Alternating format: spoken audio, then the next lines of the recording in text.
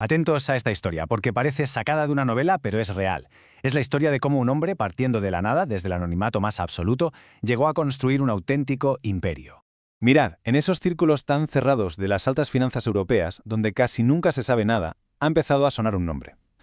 Pero no es el de un magnate de toda la vida ni el heredero de una gran familia. No, es una figura casi de leyenda, al que llaman el gurú de Milán. Y esta es la razón. Esta es la cifra que lo ha puesto en el radar de todo el mundo.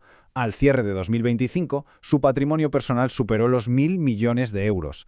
Pensemos un segundo en esa cifra. 1.000 millones. Es una auténtica barbaridad. Pero lo más increíble de todo, lo que de verdad rompe todos los esquemas, es quién está detrás de esto. No hablamos de un genio de Wall Street, ni mucho menos. Hablamos de un antiguo empleado de banca. Y claro, la pregunta es obvia, ¿pero cómo lo hizo? Pues bien, aquí es donde empieza todo. Para entender su método tenemos que volver a sus orígenes. Y sus orígenes no están en un parque de bolsa, sino en la ventanilla de un banco. Es que el laboratorio de Giovanni no tenía pantallas con gráficos parpadeando ni algoritmos súper complejos.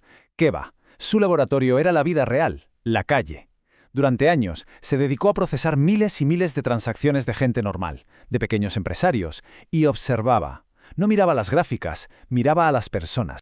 Y de tanto observar, de ver el dinero moverse cada día, llegó a su gran revelación. La llamó la asimetría del consumo. Se dio cuenta de algo muy simple, pero fundamental. Daba igual si había crisis o si la economía iba como un tiro. El dinero de la gente, al final, siempre de forma casi obsesiva, acababa fluyendo hacia las mismas poquísimas empresas. Y estos son los ejemplos que él veía a diario, en primera línea.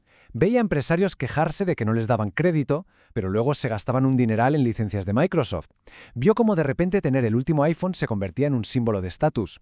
Fue testigo directo de cómo las agencias de viajes del barrio desaparecían, arrolladas por Booking.com, y cómo las tiendas de toda la vida eran, devoradas por Amazon. Todas estas observaciones, todo lo que vio durante años, lo convirtió en su tesis de inversión. Una idea de una simplicidad casi insultante. La llamó el protocolo del número 1. Su protocolo era radical, pero muy claro.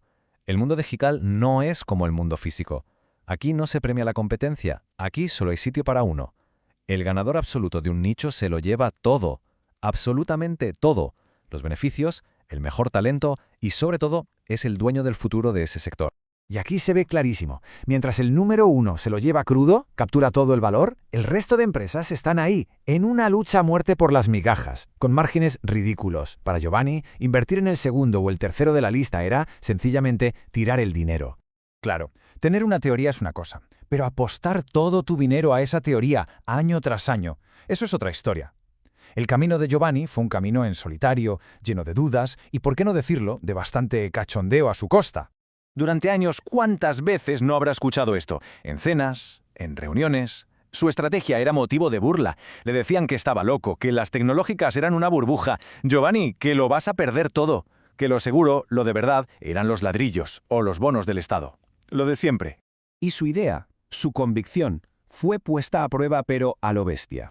Aguantó la crisis financiera de 2008. Aguantó el desplome de la pandemia en 2020. Y sobre todo, aguantó la corrección brutal del sector tecnológico en 2022. En cada una de esas caídas, todo el mundo le decía, vende, sálvalo. Pero él, nada. Se mantuvo firme. Su lógica era implacable. La gente no va a dejar de usar Google por una crisis, ni va a dejar de comprar en Amazon.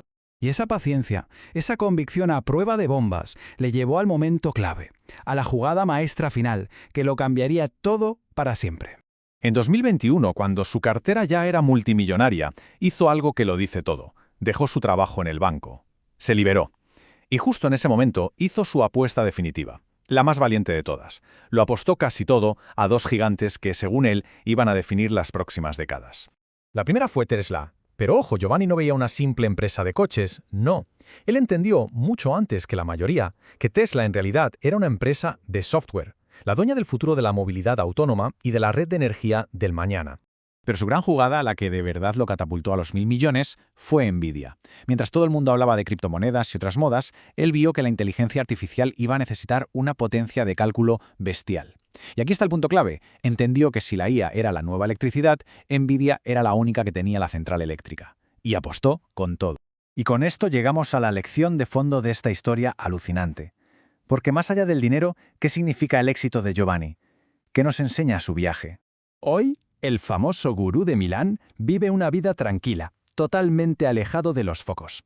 Gestiona su patrimonio con la misma calma y los mismos principios que descubrió hace años en aquella ventanilla de banco. Su anonimato, para él, lo es todo.